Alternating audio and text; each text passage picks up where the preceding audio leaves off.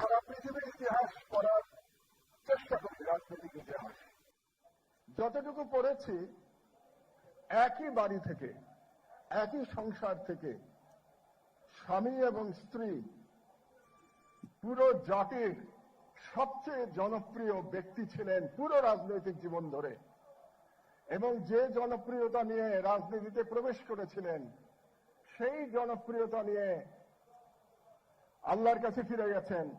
এর কোনো এক্সাম্পল সারা পৃথিবীতে নাই। এটা একটা ইউনিক বিষয়, এটা যেন আমরা মনে করি, মনে রাখি। কেন এরকম হয়েছিল? কারণ শহীদ জিয়াউর রহমান, তার সততা প্রবাদ প্রতিম সততা ছিল। এমন সততা বিশ্ব ইতিহাসে খুঁজে পাওয়া যাবে না। এবং তার সাহসিকতা ও দেশপ্রেম অতুলনীয়। তার সেই 1971 সালের 25 মার্চ রাতের বেলা উই রিভোল্ট বলে পাকিস্তানের বিরুদ্ধে মুক্তিযুদ্ধ ঘোষণা করা, যেখানে রাজনৈতিক নেতৃত্ব ব্যর্থ হয়েছিলেন। শহীদ প্রেসিডেন্ট জিয়াউর রহমান সেদিন স্বাধীনতার ডাক না দিলে হয়তো বাংলাদেশের ইতিহাস অন্যরকম হতে পারত। দ্বিতীয়বার 1975 সালের 7 নভেম্বর যখন দেশের স্বাধীনতা আবার হুমকির সম্মুখীন হয়েছিল, সেদিন শহীদ জিয়াউর রহমান ছিলেন আবার স্বাধীনতার পতাকা নিয়ে তিনি মাঠে দাঁড়িয়েছিলেন। তিনি ন্যাশনাল ইউনিটির সিম্বলে পরিণত হয়েছিলেন। আমি তখন বুয়েটের ছাত্র ছিলাম। আমি রাজনীতি করিনি সারা জীবনে, কিন্তু আমিও সেদিন রাস্তায় নেমেছিলাম শহীদ জিয়ার জন্য। এবং শহীদ জিয়া এখানেই তার, যেখানে আমরা বক্তৃতা করছি তার খুব কাছেই তার জানাজা হয়েছিল। সেটাও বাংলাদেশের ইতিহাসের ঐতিহাসিক জানাজা ছিল। প্রতিটি মানুষ কেঁদেছিলেন সেদিন, আমার মনে আছে। একই দৃশ্য আমরা দেখেছি যেদিন দেশনেত্রী বেগম খালেদা জিয়ার জানাজা হলো। এর মধ্যেও একটা পার্থক্য আছে। জিয়াউর রহমান যেদিন মারা গেছিলেন তিনি দেশের রাষ্ট্রপতি ছিলেন, তিনি ক্ষমতায় ছিলেন। বেগম খালেদা জিয়া ক্ষমতায় ছিলেন না, কিন্তু তিনি মানুষের হৃদয়ে ছিলেন। এবং হৃদয়ে থাকার কারণেই বেগম জিয়ার জানাজায় আমরা মানুষের স্বতঃস্ফূর্ত কান্না দেখতে পেয়েছি।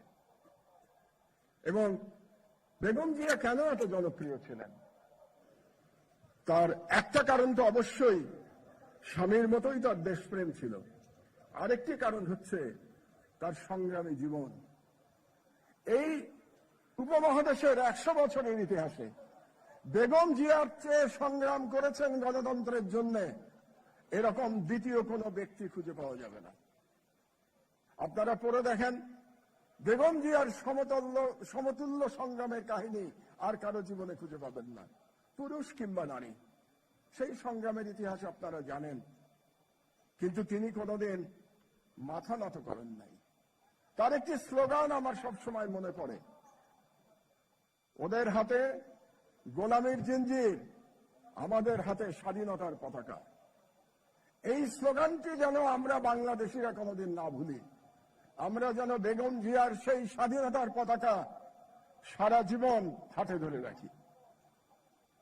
তারা চলে গেছেন। বেগম খালেদা জিয়ার প্রতি শ্রদ্ধা জানাই, তার আত্মার মাগফিরাত কামনা করি।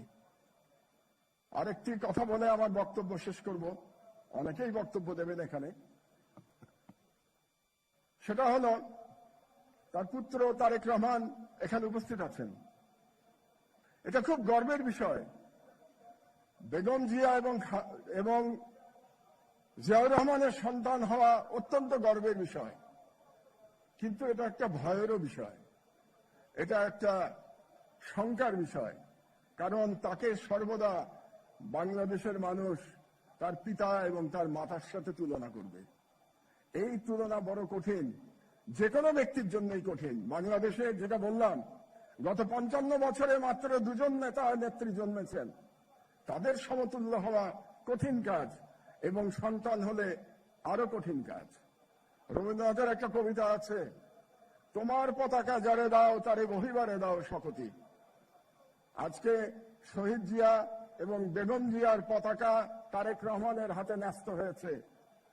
মহান আল্লাহ তাআলার কাছে প্রার্থনা জানাই, তিনি যেন সেই অবিস্মরণীয় পতাকা, সেই শক্তির পতাকা, সেই স্বাধীনতার পতাকা তারেক রহমানকে বহন করবার শক্তি দান করেন। আল্লাহ হাফেজ।